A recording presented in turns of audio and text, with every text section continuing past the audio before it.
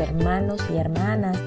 Qué gusto poder estar nuevamente al inicio de esta semana, caminando juntos, escudriñando las Escrituras, sabiendo que en medio de este tiempo es que el Señor nos ha movido a conocerle más, a meditar en su palabra.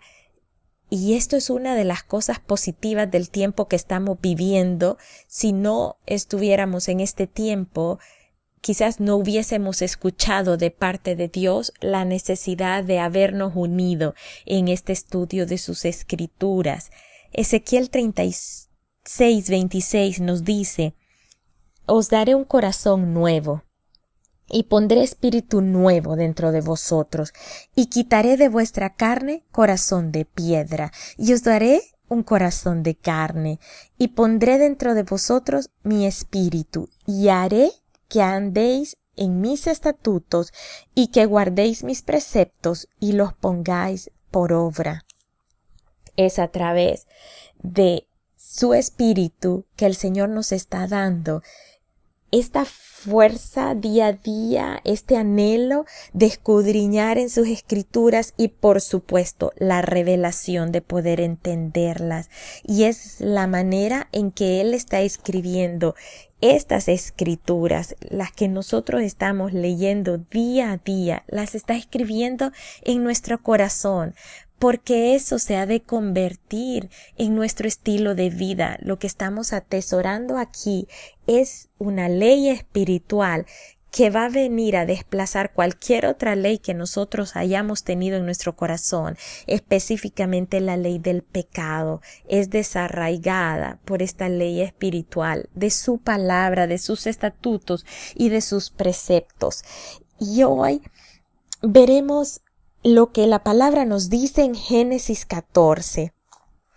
Habíamos visto que en el 13 que Lot se había separado de Abraham porque ya sus ganancias eran tantas, sus ganados eran demasiado, y empezaron a tener problema los pastores de uno con los pastores del otro. Así que Abraham, muy conciliadoramente, muy sabiamente, les decide y le sugiere a Lot que se separen, y le da la opción de tomar lo mejor. Lot, cuyas motivaciones no son el seguir la voluntad del Señor, él se deja llevar por lo que sus ojos ven y no por lo que la voz de Dios habla a su vida. Así que se va a aquel lugar en donde se miran los pastos verdes, aun y cuando eso significa tener relación con una ciudad que es conocida por sus pecados, por estar sumida en una degradación social y moral, que era la ciudad de Sodoma. Y vemos como Lot va extendiendo sus tiendas, dice, la va acercando más cada vez a Sodoma. Y en el Génesis 14 vamos a ver que no solo es que extendió sus tiendas a Sodoma, vemos que habitó, se convirtió en uno de los pobladores, de los habitantes de Sodoma. De tanto coquetear con el pecado, es peligroso que nos encontremos atrapados en él. Y aquí en Génesis 14 comienza el relato bíblico contándonos acerca de una guerra. Es la primera guerra que vemos aquí entre diferentes lugares, entre diferentes ciudades. No significa que es la primera que haya existido. De hecho, podemos entender que han habido otras guerras, porque se nos dice que son todas estas naciones, estos reyes del este, que de alguna manera habían conquistado a otros reyes, de modo que a ellos se les pagaba tributo.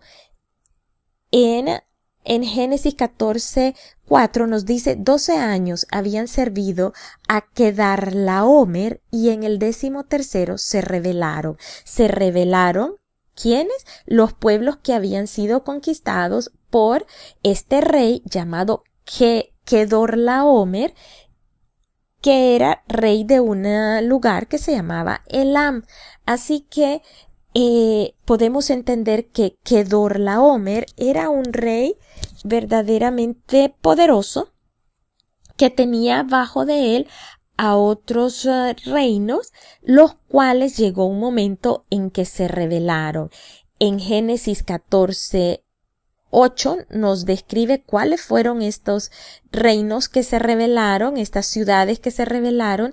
Dice Génesis 14:8, salieron el rey de Sodoma, el rey de Gomorra, el rey de Adma, el rey de Seboim y el rey de Bela, que es Zoar, y ordenaron contra ellos batallas en el valle de Sidim. ¿Contra quién ordenaron batalla? Contra el rey Kedorlaomer y otros 3 reyes que los vemos descritos allí en Génesis 14:9. Dice, esto es contra Kedorlaomer, rey de Elam, Tidal, rey de Goim, Amrafel, rey de Sinar, y Arioc, rey de Elazar. 4 reyes contra 5, y lo aclara que estos eran un menor número de reyes. Kedorlaomer, Tidal, Amrafel y Arioc eran 4 contra 5 que se habían rebelado. Pero ¿qué fue lo que sucedió? Estos 4 lograron nuevamente ganar a estos 5 que se quisieron rebelar.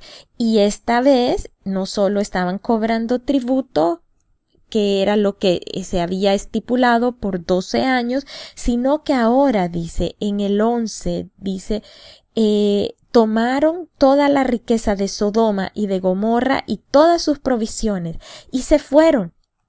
Y tomaron también, ¿a quién?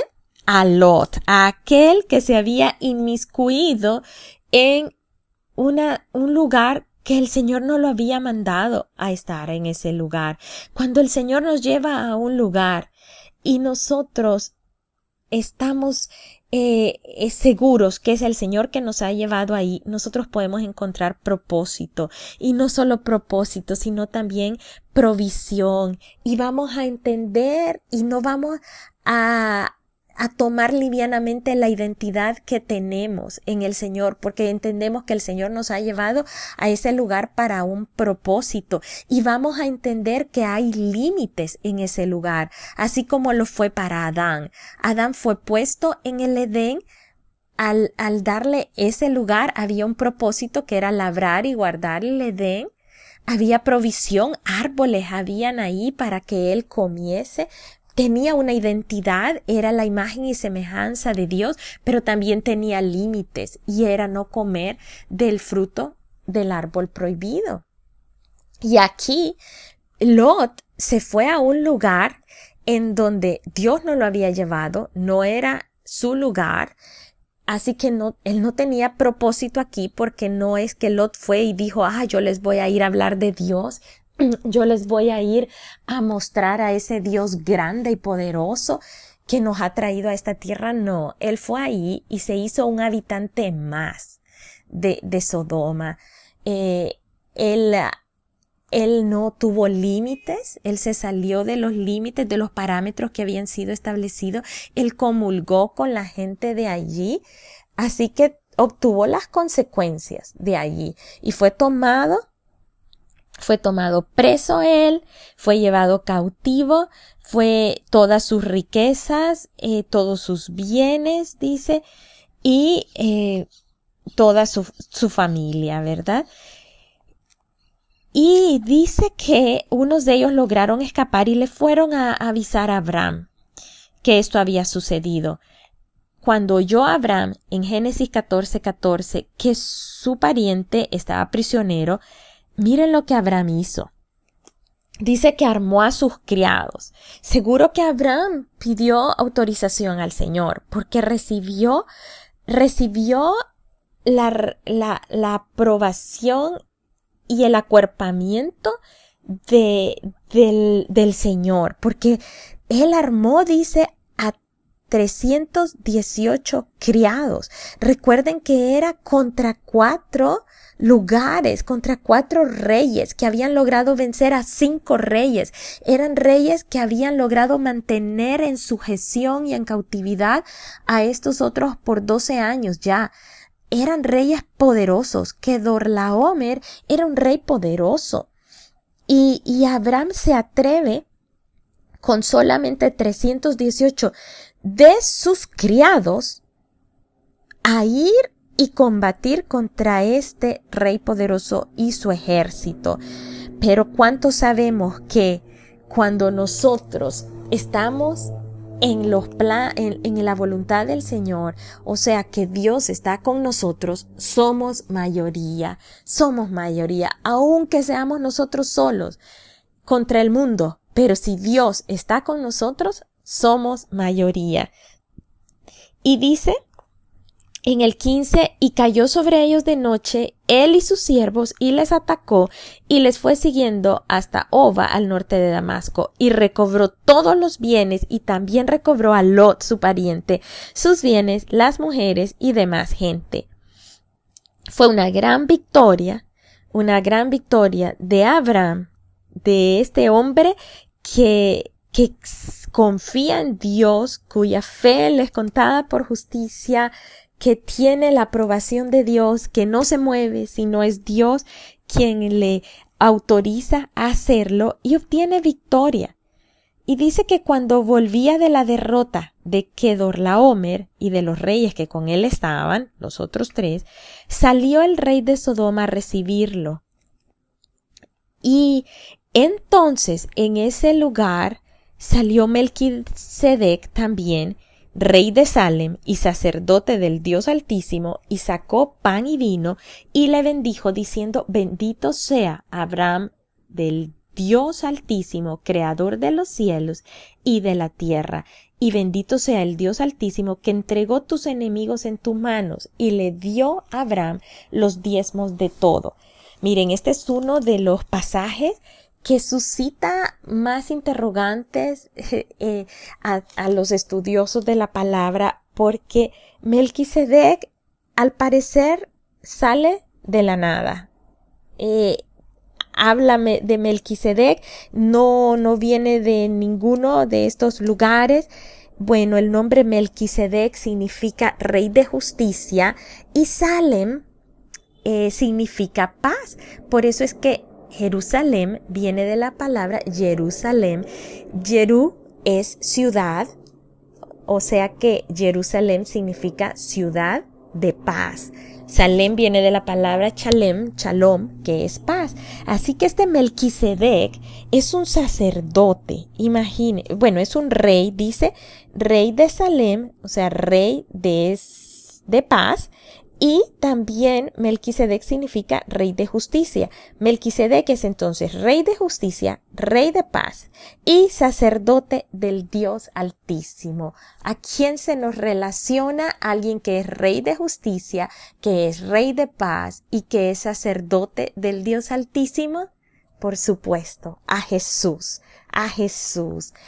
Melquisedec es una prefiguración, es una representación de Jesús. De hecho, cuando él saca vino y pan, lo que está prefigurando, lo que está anticipando es la muerte de Jesús, la crucifixión de Jesús. El sacrificio de Jesús está claramente aquí descrito en Génesis 14.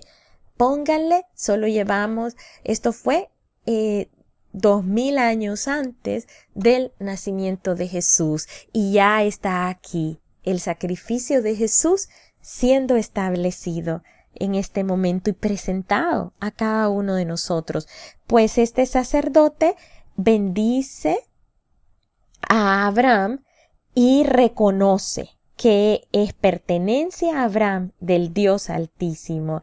Y Abraham reconoce el sacerdocio en Melquisedec, reconoce que es un sacerdote del Señor, que es un rey de paz y le entrega los diezmos de todo. Aquí todavía no ha sido dada la ley.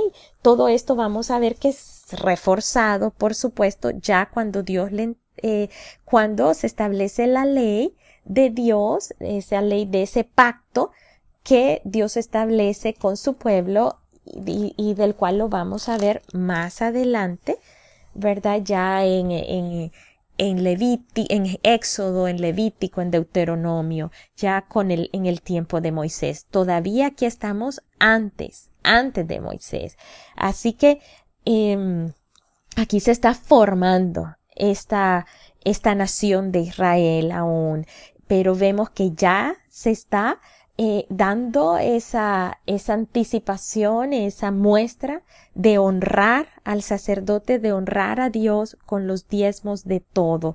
Esto era una manera de decir, bueno, de honrar que la victoria había sido dada por parte del Señor. Y aquí, bueno, si alguien quiere ahondar más en Melquisedec, ustedes pueden bueno, hay un Salmo 110:4 que dice: tú eres sacerdote para siempre según el orden de Melquisedec. Este es un salmo profético de Jesús, así que está hablando de Jesús, que iba a ser un sacerdote según este orden de Melquisedec. Melquisedec no tenía una genealogía, siendo aún el libro de Génesis no dice quién era el papá, la mamá, de dónde viene, o sea, para dónde va. Solo dice rey de Salem, rey de paz, pero no está diciéndonos nada más de él y no nos dice cuál fue su principio ni cuál es su final. Y a eso se refiere cuando dice que Jesús es del orden de Melquisedec. Eso también lo vemos en Hebreos 6 y en Hebreos 7. Hebreos 7:1 dice: porque este Melquisedec, rey de Salem, sacerdote del Dios Altísimo, salió a recibir a Abraham, que volvía de la derrota de los reyes, y lo bendijo, a quien asimismo dio a Abraham los diezmos de todo, cuyo nombre significa primeramente rey de justicia y también rey de Salem, esto es rey de paz, sin padre, sin madre, sin genealogía, que ni tiene principio de días ni tiene fin de días, sino hecho semejante al Hijo de Dios, permanece sacerdote para siempre.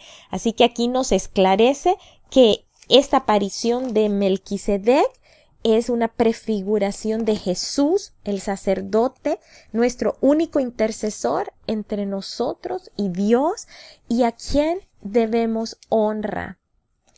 Y establece que es un sacerdote que no tiene principio ni tiene fin, así que es una muestra de la poderosa presencia de Dios en este momento y el reconocimiento a él de esta victoria. Luego el rey de Sodoma, vemos que después de la bendición viene una tentación a Abraham. El rey de Sodoma le dice: bueno, yo te voy a dar todos los bienes, porque eso, cuando uno conquistaba un lugar, pues claro, le correspondía a las personas y los bienes según el código de Hammurabi, que era el código que se manejaba en ese tiempo de toda esta zona de los sumerios. Y Abraham le dice: no, yo he alzado mi mano a Jehová Dios Altísimo, creador de los cielos y de la tierra, que desde un hilo hasta una correa de calzado nada tomaré de lo que es tuyo, para que no digas: yo enriquecí a Abraham. Qué hermoso esta determinación de Abraham. Abraham no se está dejando llevar por lo que sus ojos ven, por el oro, la riqueza, como lo hizo Lot, sino que él está siendo firme diciendo: quien dio la victoria es el Señor. Ya he entregado los diezmos al Señor a través de este sacerdote, Melquisedec. Así que nada de esto me pertenece a mí. Esta victoria es del Señor y no me dejo llevar por la tentación, porque esto lo que daría es empañar la reputación de Dios, porque empezarían estos reyes, que no eran reyes temerosos de Dios, empezarían a decir: todo lo que Abraham tiene es porque nosotros se lo dimos, y sentirían que ellos tienen derecho sobre lo que Abraham tiene. Sin embargo, al Abraham rechazar esto, Abraham estaba diciendo que todo lo que él tenía era de Dios, era porque Dios se lo había dado y era a él a quien le pertenecía. Primera de Corintios 10:13 nos dice que no os ha sobrevenido ninguna tentación que no sea humana, pero fiel es Dios, que no os dejará ser tentados más de lo que podáis resistir, sino que dará también juntamente con la tentación la salida para que podáis soportar. A lo largo de nuestras vidas hemos de enfrentar diferentes tentaciones, diferentes pruebas, y el enemigo ha de tratar que nos involucremos y que nos enredemos en aquello que no honra a Dios, pero tenemos que tener el discernimiento, el saber decidir entre lo bueno y lo malo y decidir por lo bueno, y eso es lo que su palabra hace. Su palabra, esta palabra que estamos aprendiendo hoy, la próxima vez que venga una tentación a nuestros ojos a tocar nuestra puerta, sepamos permanecer firmes y sepamos apelar con esta palabra ante esa tentación y decir, bueno, escrito está que a Abraham le negó al rey de Sodoma el enriquecerse. Cuando venga una propuesta de que tengamos enriquecimiento ilícito, nosotros digamos, escrito está, que Abraham supo decirle no al rey de Sodoma para no enredarse en ese enriquecimiento ilícito y para que no se diga que fue el mal, a través del mal, que yo me he enriquecido, sino que todo lo que tengo sea porque Dios me lo ha dado y que sirva para honrarle a Él.